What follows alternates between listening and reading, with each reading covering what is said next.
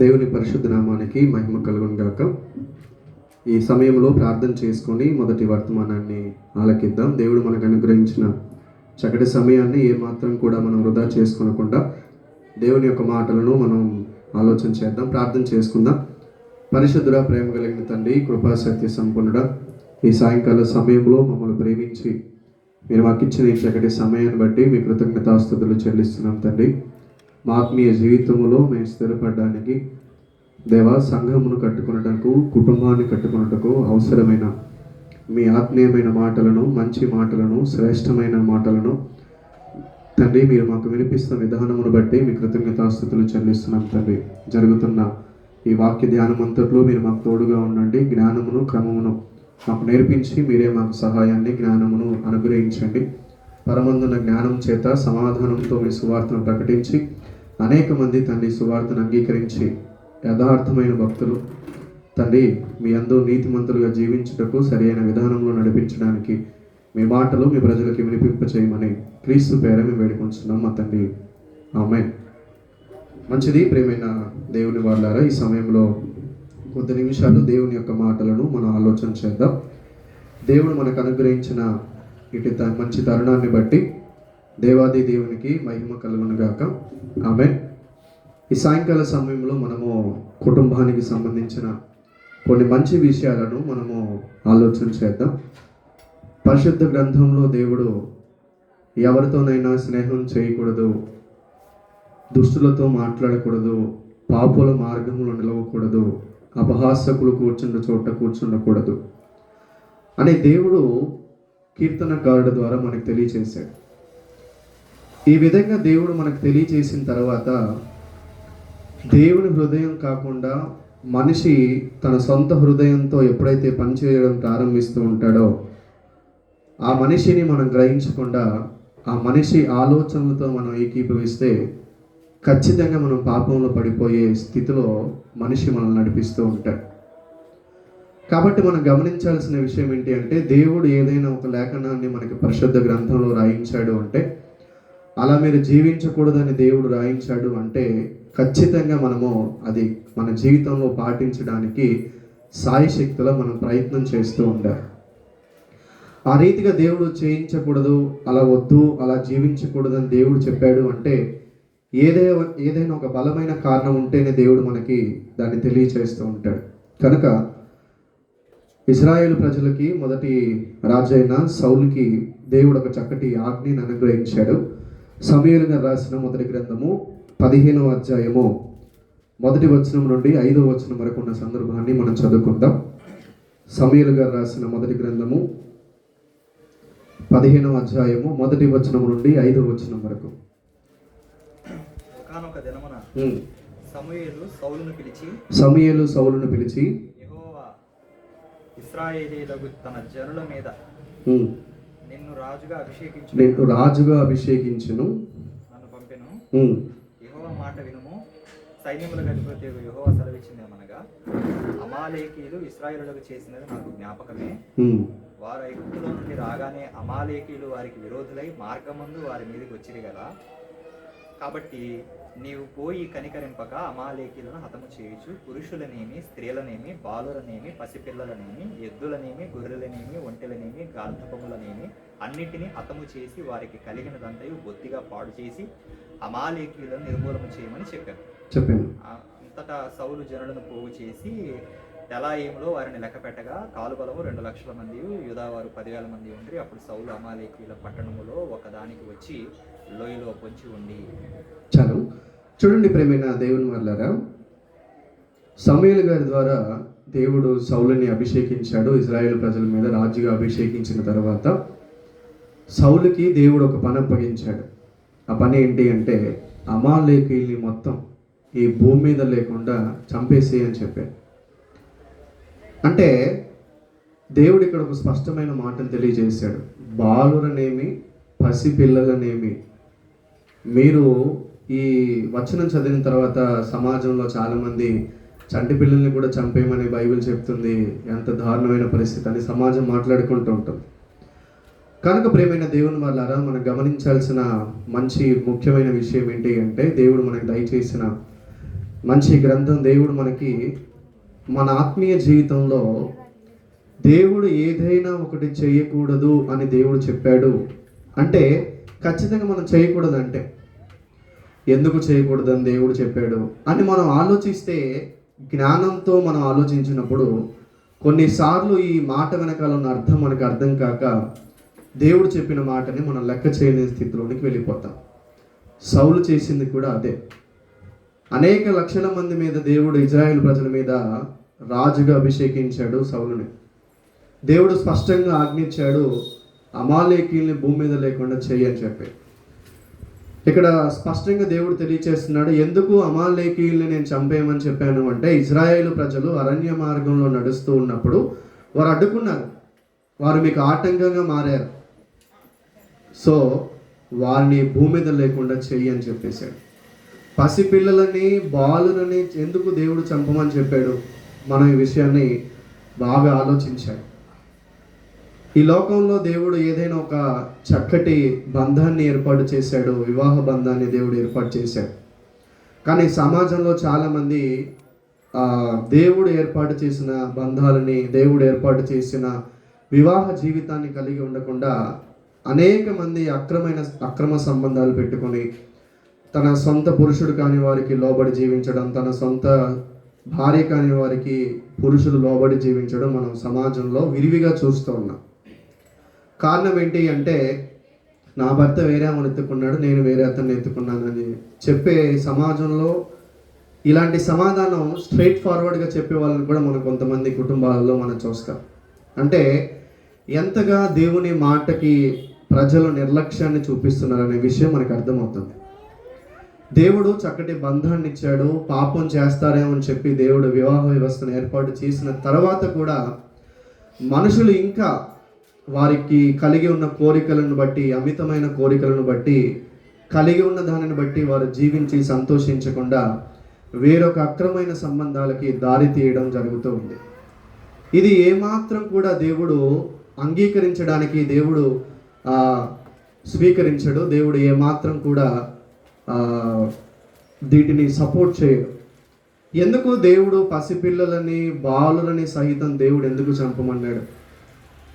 ఏదైనా పామును చూస్తే మనం భయపడతాం, అది పెద్ద పామైనా చిన్న పామైనా. చిన్న పాము కదా, అయ్యో కొట్టి చంపేస్తే బాగోదు, అయ్యయ్యో అనుకుని పెంచుకుంటాము. ఏ పరిస్థితులలో కూడా అది చిన్నదిగా ఉన్నప్పుడే మనం చంపేస్తాం, ఎందుకంటే పెద్దదైతే అదే మనకి ఆటంకంగా మారిద్ది, పెద్దదైతే అదే మనల్ని చంపేస్తుంది కాబట్టి. అదేవిధంగా దేవుడు ఎందుకు అమాలేకీల్ని చంపేమన్నాడు? కనాను ప్రాంతానికి నడిపించేటప్పుడు దేవుడు మోషే గారి ద్వారా కొన్ని ఆజ్ఞలు ఇస్తాడు. ఇదిగో మీరు ఆ ప్రాంతంలోనికి వెళ్ళినప్పుడు అమాలేకీలు ఉంటారు, మోయాబీలు ఉంటారు, వారితో పాటు హిత్తీలు ఉంటారు, ఫెరిజ్జీలు ఉంటారు, వారితో ఏమాత్రం కూడా మీరు సహవాసం చేయకూడదు అని దేవుడు చెప్పాడు. ఎందుకు ఇంత గొప్ప వధ జరగడానికి గల కారణం ఏంటి? దేవుడు పరిశుద్ధ గ్రంథంలో ఎందుకు ఈ మాటని రాయించాడు? ఎందుకు అమాలేకీల్ని దేవుడు అసలు ఎందుకు భూమి మీద లేకుండా తీసేయమన్నాడు అంటే, దేవుడు ప్రారంభంలో వీరిని ఉంచిన విధానమే వీరు దేవునికి విరుద్ధంగా మాట్లాడారు. అసలు వీరికి ప్రారంభం ఎక్కడ అనేది మనము చదువుకుంటే ఆదికాండము 36వ అధ్యాయము 11వ వచనాన్ని 12వ వచనాన్ని మనం చదువుకుందాం. అమాలేకీల యొక్క ప్రారంభాన్ని మనం చూస్తే దేవుడు ఎందుకు అమాలేకీల్ని భూమి మీద లేకుండా, చంటి పిల్లలతో సహా భూమి మీద లేకుండా దేవుడు ఎందుకు ఇలా చేయాలి అనుకొని దేవుడు నిర్ణయించుకున్నాడనే విషయాన్ని మనం చదువుకోగలిగితే ఆదికాండము 36వ అధ్యాయము 11వ వచనాన్ని 12వ వచనాన్ని మనం చదువుకుందాం పిల్లరా. ఎలీఫజు కుమారులు తేమాను, ఓమారు, సెపో, గాతాము, కానాజు, తిమ్నా ఏశావు కుమారుడైన ఎలీఫజునకు ఉపపత్ని. ఆమె ఎలీఫజుకు అమాలేకులు కనెను. చలమా చూడండి, తిమ్నా అనే స్త్రీ ఎలీఫజుకి ఎవరిని కన్నదంట? అమాలేకీల్ని కన్నదంట. అంటే ఈ ఎలీఫజుకి తిమ్నాకున్న సంబంధం ఏంటో కంటిన్యూగా మనం చదువుకుంటే అక్కడ రాయబడిన మాట. అక్కడ చదవండి, కంటిన్యూగా చదవండి. వీరు ఏశావు భార్య అయిన ఆదా కుమారులు. రగుయేలు కుమారులు నహతు, జరాహు, షమ్మా, మిజ్జా. వీరు ఏశావు భార్య అయిన బషెమతు కుమారులు. ఏషావు భార్యయు షిబ్యోను కుమార్తెయగు అనా కుమార్తెయు. అక్కడ చాలట 12వ వచనాన్ని స్పష్టంగా పూర్తిగా చదువుదాం. ఆమె ఎలీఫజుకు అమాలేకును కనెను. కనెను. వీరు ఏషావు భార్యన ఆదా కుమారులు. రగుయేలు కుమారులు నహతు, జరగు, షమ్మా, మిజ్జా. చాలు. ఇక్కడ తిమ్నా అనే స్త్రీ ఎలీఫజుకు ఉంపుడు గత్తెగా ఉన్నట్టు మనకి పరిశుద్ధ గ్రంథంలో మనం చదువుకుంటూ ఉంటాం. ఈ తిమ్నా అనే స్త్రీని ఎలీఫజు వివాహం చేసుకోలేదు. ఈమె గురించి ఎక్కడా కూడా మనకి ఈమె ఏ గోత్రానికి చెందింది, ఏ ప్రాంతానికి చెందిన స్త్రీ అని కూడా మనకి పరిశుద్ధ గ్రంథంలో రాయించలేదు. దేవుడు ఒక ప్రాంతంలో ఉన్న స్త్రీలని వివాహం చేసుకోకూడదు అని చెప్తే ఖచ్చితంగా మనం చేసుకోకుండానే ఉండాలి. కానీ ఎలీఫస్ మాత్రం ఈమెని భార్యగా కాకుండా ఈమె ద్వారా కుమారుని కనడం మనం చూస్తూ ఉన్నాం. ఈ ఎలీఫస్కి తిమ్నా ద్వారా పుట్టిన కుమారులు అమాలేకీయులు. వీరు ఈ అమాలేకీయులు దేవుడు ప్రారంభంలో ఉంచడాన్ని బట్టి ఇజ్రాయేలు ప్రజలు కనాను ప్రాంతానికి నడిచేటప్పుడు వీరు వారి సహోదరులకే విరుద్ధంగా మారారు, వారి బంధువులకే విరుద్ధంగా మారారు. ఎవరు? ఏషావులో నుంచి ఎలీఫజ్ వచ్చాడు, ఎలీఫజ్ తిమ్నాలో నుంచి అమాలేకీయులు వచ్చారు. అంటే వీరందరూ ఒక కుటుంబ సభ్యులుగానే వీరు పెరిగిన వాతావరణాన్ని మనం చూస్తాం. యాకోబు, ఏషావు వీరందరూ అన్నదమ్ములు. ఏషావులో నుంచి వచ్చిన వాడే ఎలీఫజ్, ఎలీఫజ్లో నుంచి వచ్చిన వాడే అమాలేకీయులు. వీరిని దేవుడు ప్రారంభంలో ఉంచడం చేత వీరి సహోదరులకే వీరు విరుద్ధంగా మారారు. అందుకని దేవుడు సౌలు ద్వారా దేవుడు ఏమని ఆజ్ఞాపిస్తున్నాడు అంటే, ఇజ్రాయేలు రాజ్యం ప్రశాంతంగా ఉండాలి అంటే ఇదిగో అమాలేకీయులలో చంటి పిల్లలు కూడా ఉండడం నాకు ఇష్టం లేదు, పూర్తిగా వారిని నాశనం చేసే అని దేవుడు చెప్పాడు. అంటే క్రమముగా ఒక భార్యాభర్తల బంధాన్ని కలిగి ఉంటే దేవుడు ఆ కుటుంబాన్ని దీవిస్తాడు, దేవుడు ఆ కుటుంబాన్ని ఆశీర్వదిస్తాడు అనేక విధాలుగా. కానీ దేవుని మాటకి విరుద్ధంగా అక్రమ సంబంధాలు పెట్టుకొని ఎవరైతే సమాజంలో బ్రతుకుతూ ఉంటారో, దేవుని మాటకి కట్టుబడకుండా ఎవరైతే విరుద్ధంగా దేవునికి నడుచుకుంటూ ఉంటారో, ప్రేమైన దేవుని వాళ్ళరా, దేవుడు వారిని భూమి మీద ఉంచడానికి కూడా ఇష్టపడడు.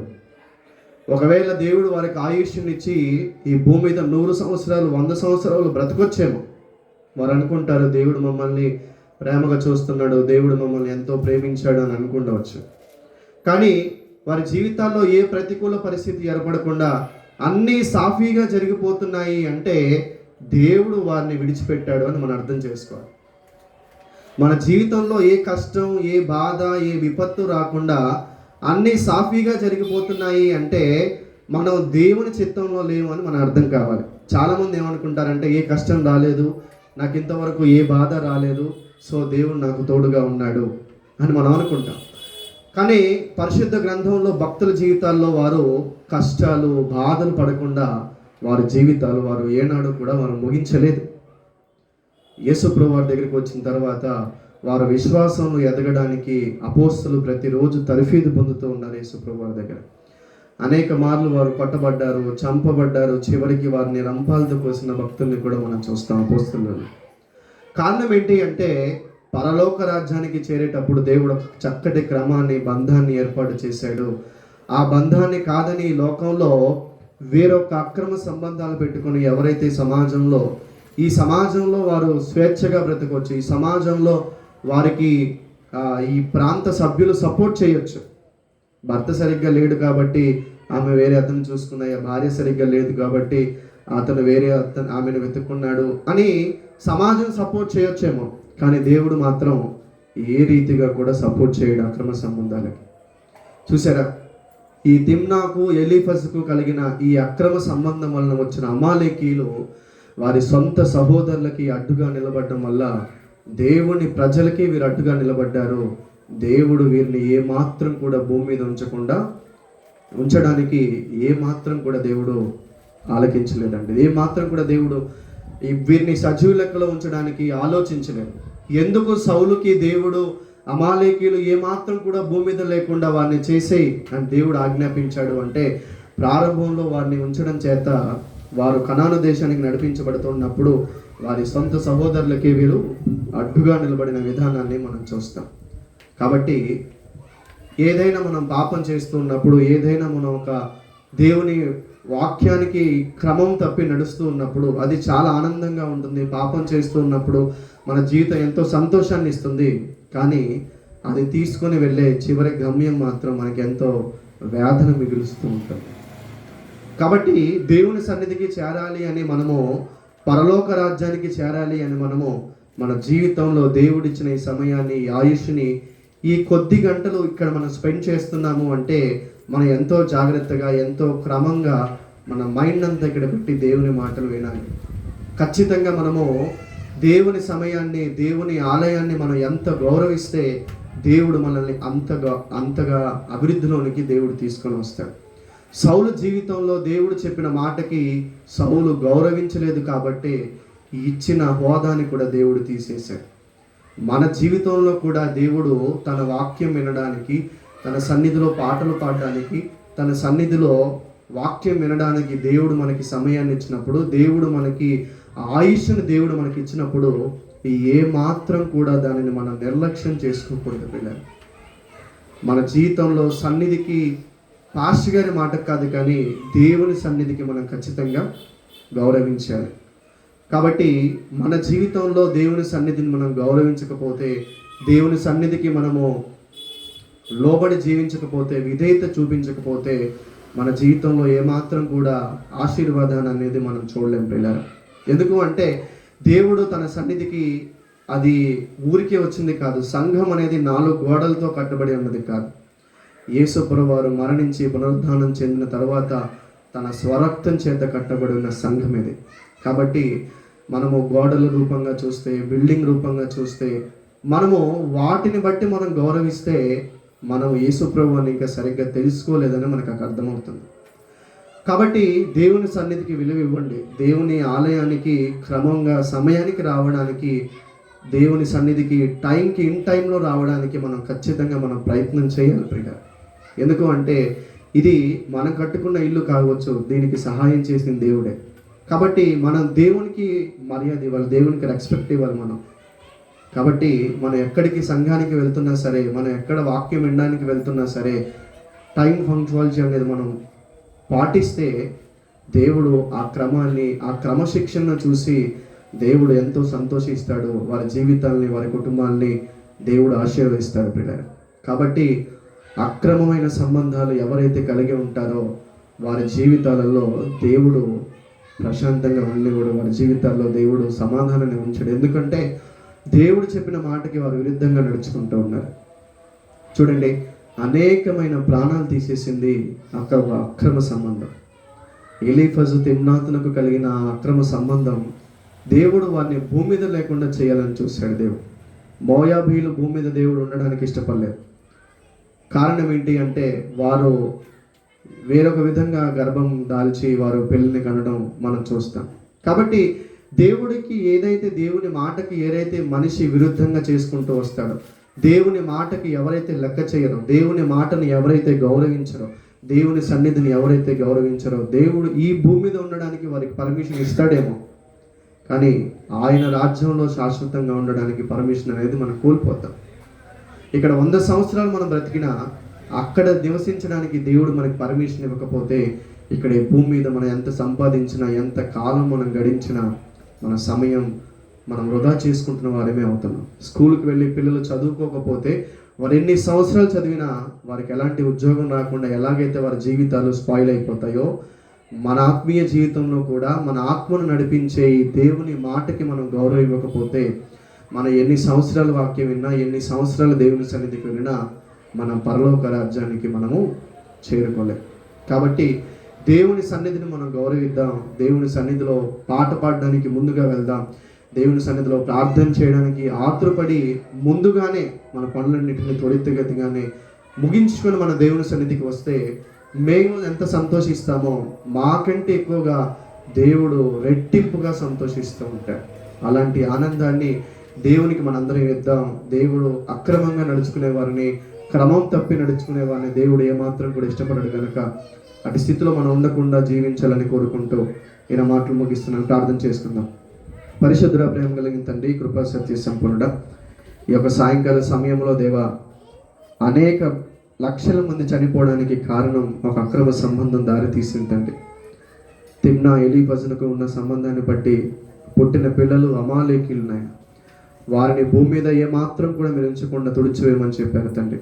అవును నాయన తండ్రి, అక్రమ సంబంధం భూమి మీద వారిని నడిపిస్తూ ఉన్నప్పుడు, వారు అలా కలిగి ఉన్నప్పుడు, అది కలిగి ఉన్నంత కాలం వారికి సంతోషాన్ని ఇవ్వచ్చేమో, కానీ తండ్రి మీ రాజ్యానికి వారు చేరలేరు నాయన. కృపతో జ్ఞాపకం చేసుకునండి. మీరు తిమ్నా జీవితం ద్వారా మీరు మాకు నేర్పించిన మంచి జీవితాన్ని, మంచి క్రమమైన పద్ధతిని బట్టి, మీరు మాకు నేర్పించిన చక్కటి జీవితాన్ని బట్టి మీ కృతజ్ఞతాస్తుతులు చెల్లిస్తున్నాం తండ్రి.